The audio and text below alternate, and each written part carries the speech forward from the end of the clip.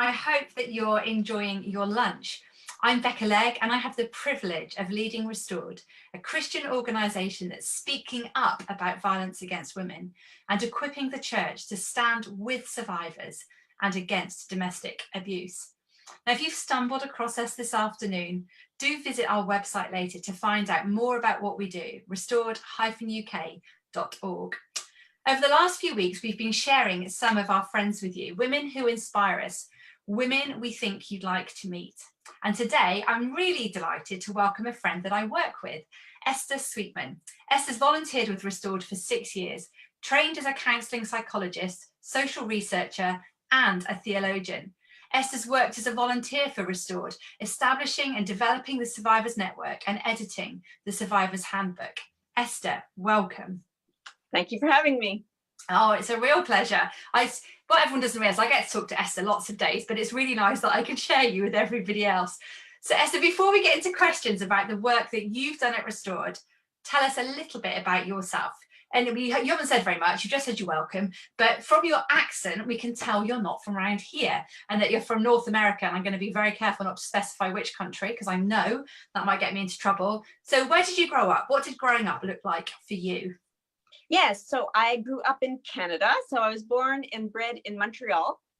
And then I moved to Vancouver when I was in my early 20s. And I lived there for quite a few years, for about 7 years. And then I moved to the UK. So I've lived in the UK now for over 20 years, though, but I've just not lost my accent. But I've been here a long time.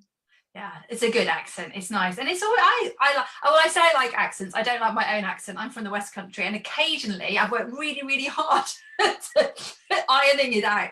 But occasionally it really does pop up. And everyone, my family are very quick to tell me when they think I'm sounding like a carrot cruncher again. I should just embrace it and just, it's who I am. It's part of my identity. It's totally exactly. That's what I think. So Esther, I said, as I introduced you, that you founded and you've developed the network. How did the Survivors Network get started? What did that look like? How did you get involved? Yeah, so quite some time ago now, Restored was involved in discussions with a small group of survivors, talking to them about what they thought would be a helpful support to them. And so they talked about a network, a support group. And so that's how it was born. And so in November 2015, I started the network, which was at that time, well, still similar, but it's grown. But at that time, it was, I would email out to the women every 2 weeks on topics to do with healing and recovery from domestic abuse. And most of these women were survived. Well, all of them were survivors. All of them at that time had left their abusers, and they were in the process, in the different stages of recovery. And so it was an opportunity for them to be able to contact me and chat with me and me with them, and to also provide them with really concrete information about abuse, recovery, healing. And so it started with 6 people, but then grew and grew and grew, that's kind of a bittersweet experience, right? Because it's wonderful that we are able to support women in recovery from domestic abuse, but it's of course horrific that there are so many women in churches that experience domestic abuse. So we have now over 300 women in the network. This is an international network, I should mention. Mm-hmm. And so we have women from all over the world. We have probably 70% are from the UK, but quite a lot from the US, and many from just all over the world, Australia, New Zealand, Sweden, just Canada, everywhere. So that's the wonderful thing about being online, is that time zones and location don't matter. Mm. Once they receive that information in their inbox, doesn't matter where they are, they can get that information. So it's wonderful to be able to have that kind of communication.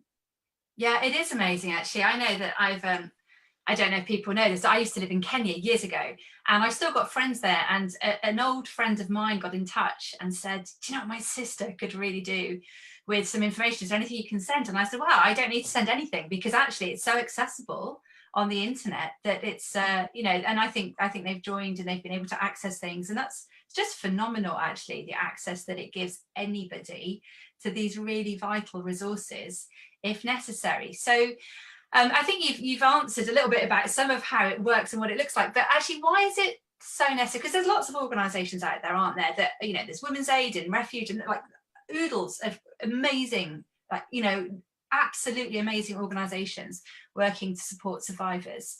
But what was it about what we do that was so necessary, even though all those others exist? Well, I think Christian women, women of faith who are experiencing domestic abuse, have perhaps slightly different challenges and issues that they're going through. So even though there, as you say, are amazing organizations out there, we're one of the few Christian organizations that are supporting Christian women who have experienced domestic abuse. So there's a lot of stigma and shame that is associated with separating and divorcing. And a lot of women are struggling with their faith, wondering, am I going against God? What about my marriage vows? What does it mean? What does the Bible have to say about divorce in the case of domestic abuse? And so we want to walk alongside these women in their spiritual struggles and their faith struggles, and to be there and to tell them, you know, God is with them, God is behind them, and to help them to understand what the Bible actually says about domestic abuse, what the Bible actually says about divorce in these situations, what the Bible actually says about standing up for the oppressed. And so we want to walk alongside them and encourage them. And so that's what makes us, I would say, unique. Yeah, and really, really necessary. I know that some of our survivors, as they've joined, they've been through some really tough times where it isn't even just the relationship that they've been part of that has damaged them and broken them. It's not just the abuser that's broken them. Actually, it's been that wider experience of perhaps church that doesn't understand, or a faith base that or faith understanding that's adding those extra elements, isn't it? And so I guess, and you've already kind of hinted at it, that we've got all these different articles in the, you know, that survivors can access in the network, covering all of these different topics. What other kinds of things might people find? You know, you send out an email once a fortnight, you've already said that, but we keep this lovely archive of all the old stuff too. What else might people find if they were to sign up and join? Yeah, so as you mentioned, so I've been writing an article every 2 weeks for 5 years. So you can imagine there are quite a lot. So it's, as you say, we have an archive. So it's like a library that when women join the network, they can go into it and see what's relevant to them and read it. And so we have things that deal with what abuse is, looking at the cycle, looking at different aspects of recovery, looking at self-care, looking at resilience, looking at more practical situations and issues like parallel parenting, for example. We look at boundaries. We look at staying safe emotionally, physically, spiritually. We look at also things like taking care of one's physical and mental health. We look also, though, I should mention, we do things that are like book reviews. So we'd have book reviews. We have women share their own stories with each other, which is incredibly encouraging for them, because they know then that they're not alone, that they're not unique, that there are other people that have gone before them and have gotten through to the other side. And that's the most unique thing. And the helpful thing from our network is that women can realize that there have others that have experienced the same thing, have gotten through the other side, and are living really wonderful, lovely, encouraged, peaceful lives. So that's wonderful.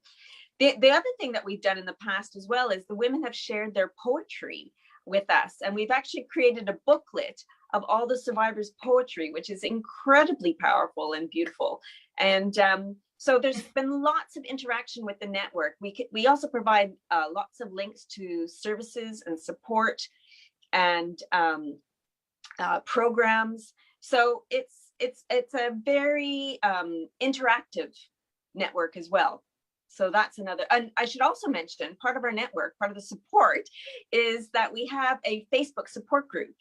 And in the Facebook support group, so the members of the network can choose to join it or not, it's up to them. But in that Facebook support group, they can talk to each other in real time, any time of the day or night. And so that provides them with immediate support from the other women and encouragement. And it's been a fantastic, fantastic resource. And we have two amazing volunteer moderators who run that. And the feedback we get is just that there's just nothing like that for the women to have mutual encouragement and support from each other from a Christian perspective. And all these women do also, as you said, have challenges in their churches as well, and in their friendships and relationships. And this is a place they can go and feel like, again, I'm not alone. I'm not unique. There's other people who have walked this path and have something that they can contribute to me and help me through. Yeah, it's a beautiful community, isn't it, of women cheering each other on and you know, and being there for each other and when they need it. It's something that's only been running for a year, but has been an extraordinary success, I think, actually, for those women who've joined it. It's been really brilliant. You've mentioned a poetry book, actually, so I'm just going to say, if anybody wants to see that poetry book, we've got that on our website in our resources section, so do feel free to go and have a look at that and order one of those, because it's just full of the most beautiful poems that are people's, you know, expressions of what they've experienced and what they've found, actually, and the hope they've been able to find as well. Esther, if somebody's listening and wanted to find, you know, they're not part of the network, they've never heard of it before, but they'd like to join, who can join and how can they join? So it's for any survivor of domestic abuse at any point along their recovery process. It could be, it could even be if they're still in the abusive relationship and they just want support, but I would recommend that they stay safe online with their email and their history. It's for anybody just left to, you know, have left 10 years ago or 20 years ago. It's for anyone who has experienced domestic abuse and wants some support. How to join would be to go to our website.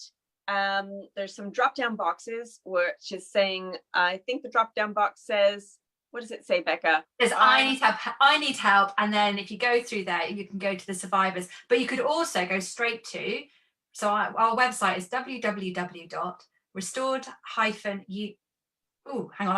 restored-uk.org/survivors, and that would take you straight through to a page where you can sign up to the network or order a handbook, which we'll talk about later.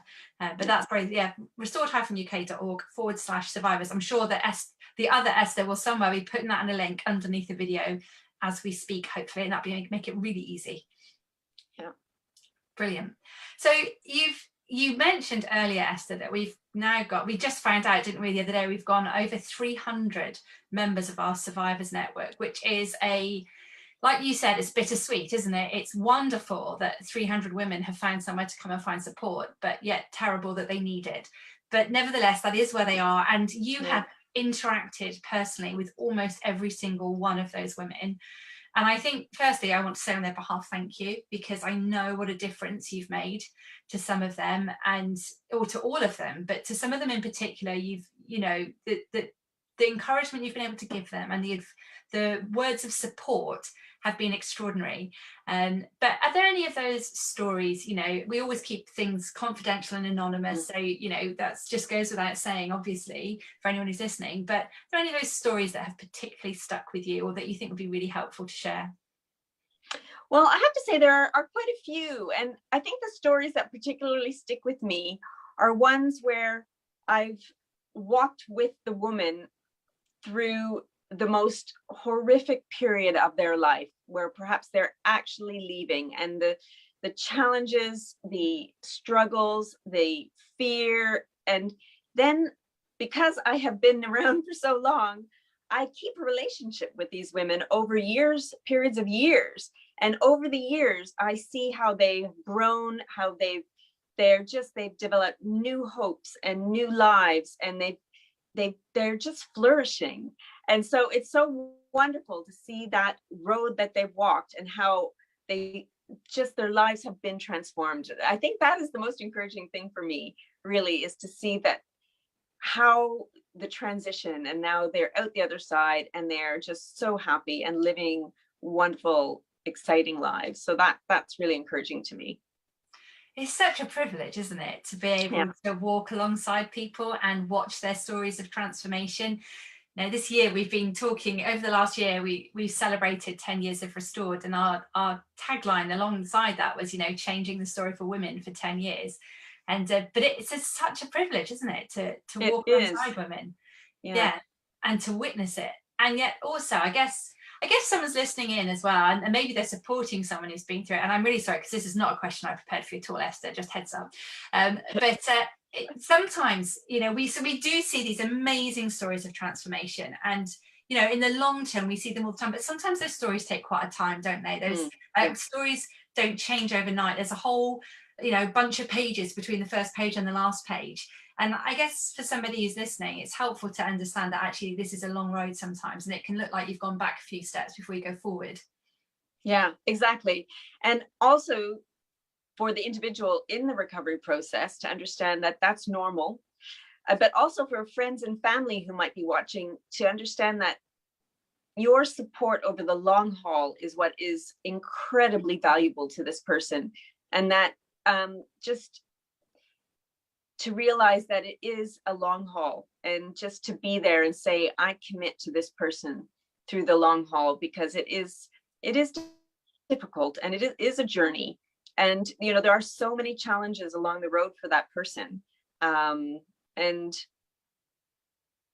just if you were, as a friend or relative, willing to as well read the handbook that we're going to talk about, or even read some of the blogs on our website, and just to get information for yourself, to understand what your friend is going through, so that you might be able to better walk with them along their journey.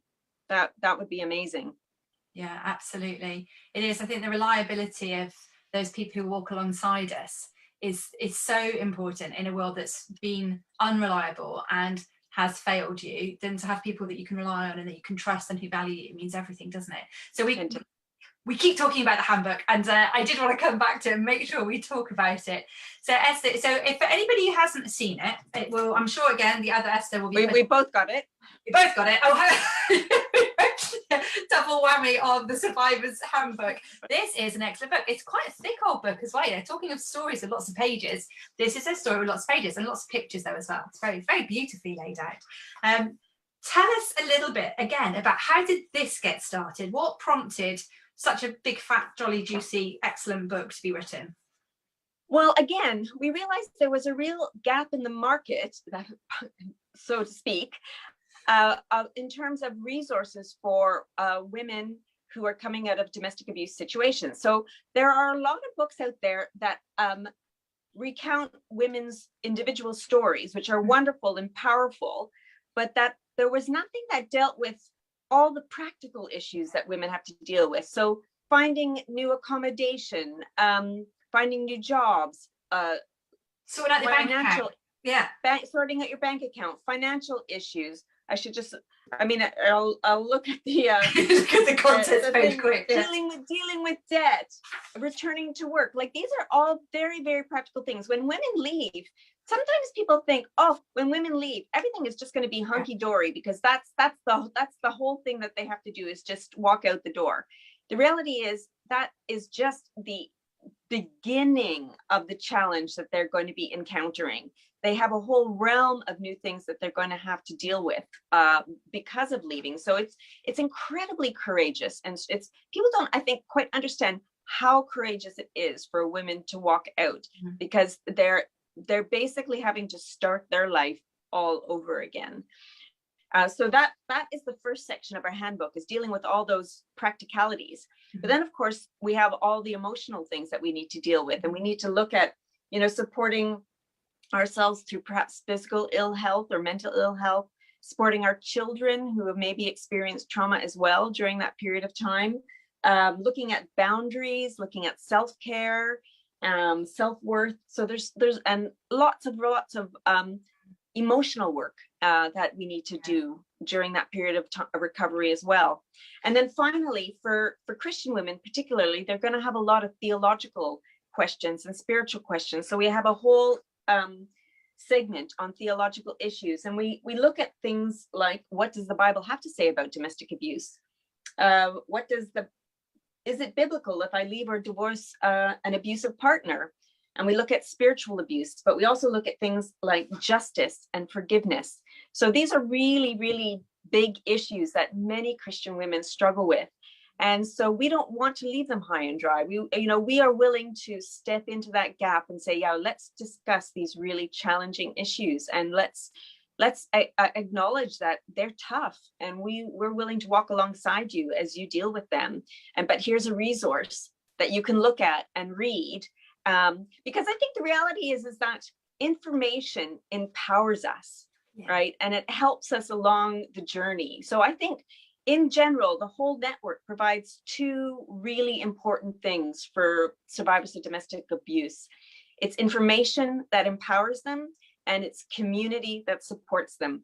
And those are two crucial and critical things that people need when they're overcoming trauma, overcoming perhaps the worst period of their entire life, and moving towards a period of recovery and becoming whole again. So that's really what we're trying to provide for these women, is information, education, support, and community. I love that phrase. You just said information empowers them and community supports them, and we provide both. I think I should write that down somewhere. Keep that for our marketing and fundraising strategies. It's an excellent line, but it's absolutely true. And I think, this book is so brilliant. It doesn't matter whether somebody was a Christian or not, it's just got so much information there that's brilliant. And then there's that extra section at the back if somebody is. And just a phenomenal resource, which again can be found on our website, links underneath in the comment box. And if you're a survivor, then we'd love to send you a copy of that for free. But if you're not a survivor, you can buy a copy or buy multiple copies for your church as a resource so that you have it there and you're ready to go. Or for your refuge. We did a wonderful campaign, didn't we, before Christmas, trying to get this book into refuges all around the country. And we were so excited to be able to do that and got hundreds. Just partnering with Mothers Union actually to get those into refuges for women who desperately need that empowering information. And it's just fantastic.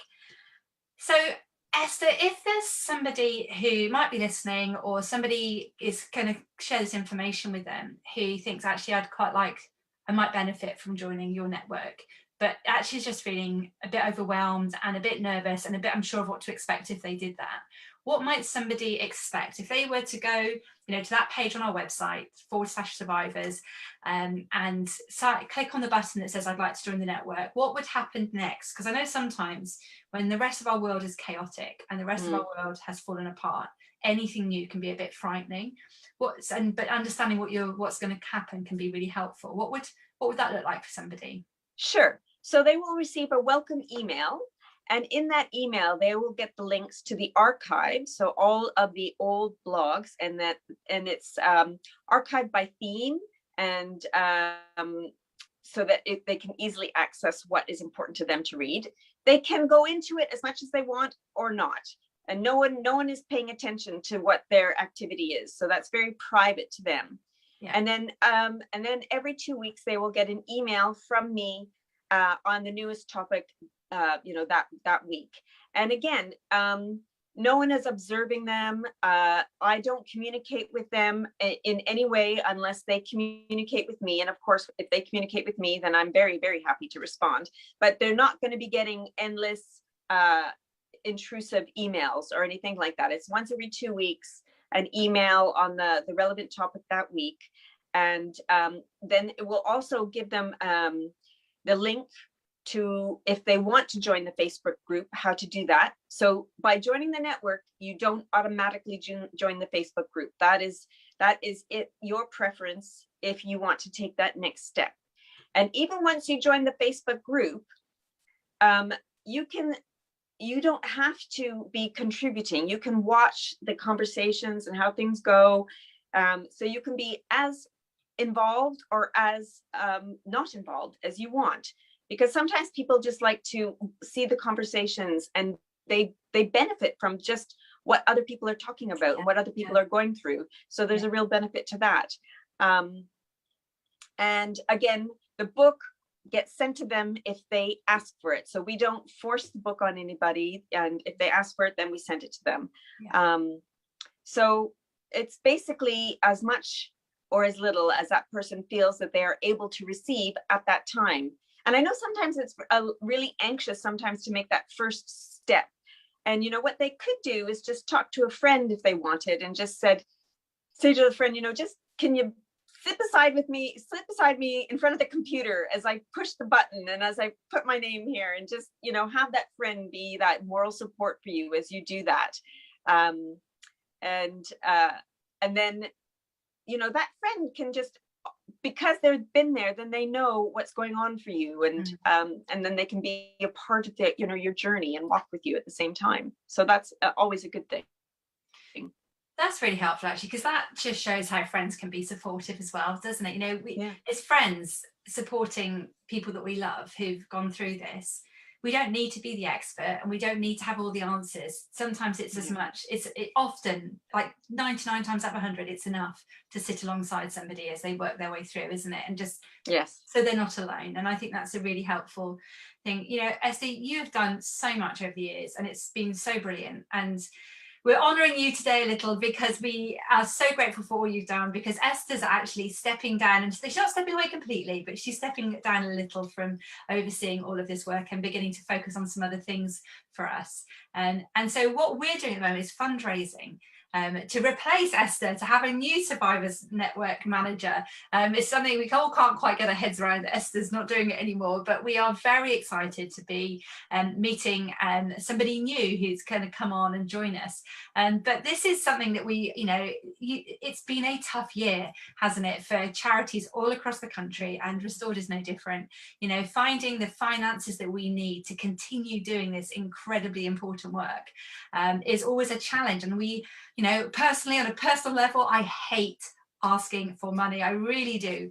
But, you know, this is one of those moments when actually, when you hear about everything that we have been able to do through Esther and the Survivors Network, it is so important that it doesn't end. It's so important that it's able to continue, to be able to continue supporting these women who often aren't able to find support anywhere else, and to be able to help them find hope and health and restoration, and that knowledge that they have value.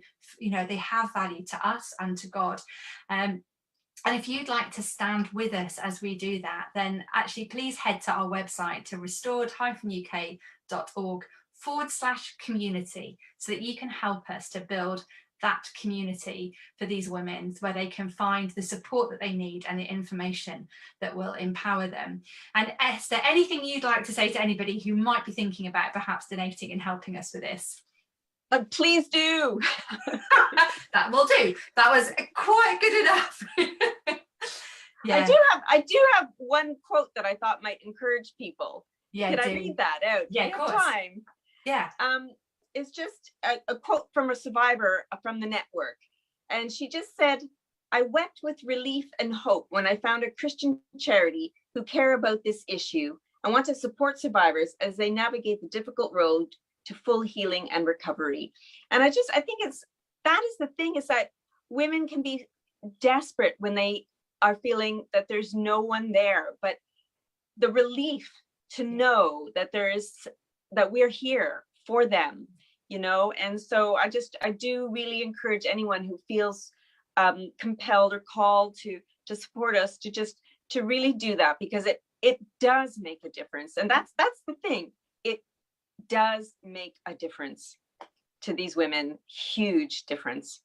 Yeah, it really does. I think abuse at the hands of somebody who's meant to love you robs you of so much. It robs you of your security, your value, and your belief in yourself. And the very nature of domestic abuse makes you question the validity of all that you've been through, and whether or not you're exaggerating or making it up and all the rest. So to find people who say, "We hear you, we see you, we believe you, and we want to walk with you," is just the most powerful thing, just life transforming. Esther, it's so brilliant. But we've had some questions come in, actually, whilst we've been talking. A couple of questions coming in, and if you've got any questions, then do add them, and we'll see what we can do. So somebody said, how can we keep ourselves emotionally safe when we hear or see things in the media, or when we come across other women going through similar things? So I don't know if that's somebody who perhaps is a survivor and asking the question, or just for all of us, actually. You know, I think one of the tough things, and I think you'd say this, Esther, is that, you know, working with survivors is the most phenomenal privilege, but it also comes with a cost, doesn't it? There's also the cost of carrying those stories with us. So how can somebody else who perhaps is trying to support somebody, or just, you know, overwhelmed by the level of what's been in the news over the last year, how can we protect our hearts in the middle of all of that and protect our own well-being? Yeah, I mean, I guess I can just talk about my own experiences, that it is hard, and that we just need to have maybe some good boundaries and self-care and self-compassion for ourselves, and that that if we are overwhelmed, which is possible, especially if you're a survivor, and that reading something triggers you, you could give yourself a holiday from reading because there's been a lot in the news on domestic abuse these days. So you could just say, I'm going to give myself a holiday from reading those articles, and I'm going to go and practice a little bit of self-care. So really take care of yourself, exercise, treat yourself, do something nice every day, reach out to a friend. And when I say do something nice, it doesn't have to be good, a cup of tea outside, taking just 10 minutes to yourself, just to sit down, reflect, have a moment, listen to some nice music, realizing that we're not all superheroes. We can't just digest all of this stuff all the time. We do need to take care of ourselves and do nice things for ourselves sometimes. Yeah, definitely. And I think I'd add that if you're somebody who's supporting a friend or a family member who's gone through stuff, it's important to know that you still need to take care of yourself in the middle of taking care of them, because it can become so easy to feel like you're completely responsible now for their well-being, and actually you're not. And if you give too much of yourself too soon, you will burn yourself out, and then you won't be able to support them at all anymore. And actually finding that the balance between doing what's possible and what is, Esther, you spoke earlier about being able to be consistent and reliable. If you go in too hard, too soon, too much, you can't be reliable, because eventually you'll go, I can't do this anymore, it's too much. So finding that, not over promising, not over committing, allowing yourself to say, well, this is what I can do, seeing if there's a way of roping more people in so it's not all on your shoulders. There's a way of, building a team around somebody to support them is always really helpful as well. And then taking time out and you go, no, I'm off duty. It's not, this isn't my, so that you're not overburdening yourself. As a, I've talked in the past, I don't think I've talked here about it, but when you go on a plane, not that any of us do anymore, but if you go on a plane, when they're going through the safety instructions at the beginning, and they talk about, if the oxygen mask dropped down, and they always tell you to put your own on before you help anybody else, even your own children, is what they say. Even if we help a child, put your own oxygen mask on, and it's because you're no use to anybody when you stop breathing. And actually it's kind of, I think a lot of us find it very hard to allow ourselves to do self-care, but that putting the oxygen mask on is really, really important, because when we do that, then we're able to help others. But it's that, doing all those things that you were talking about there, Esther, about, self-care, having those nice moments, the 5 minutes when it's just your time, they really matter. But also supporting, don't promise more than you can cope with, because you won't, it's too much. Yeah, it's brilliant. I don't know if we've got any more questions. We're going to have a quick check. No, I think that looks like we're about there. So Esther, I'm going to say thank you. And I'm going to say thank you, not just for this, but for 6 years of changing the story for hundreds of women. It's an extraordinary thing that you have done, and we're so grateful for you. And we are so definitely going to continue your great work. And so for anybody listening, if you'd like to help us to do that, please do head over to our website, restored-uk.org/community, to help us continue to build this community that Esther began for survivors of domestic abuse. Thank you so much, Esther. And we shall see you soon, hopefully, and that'd be brilliant. Great. Okay. Thank you so much. Bye. Bye-bye.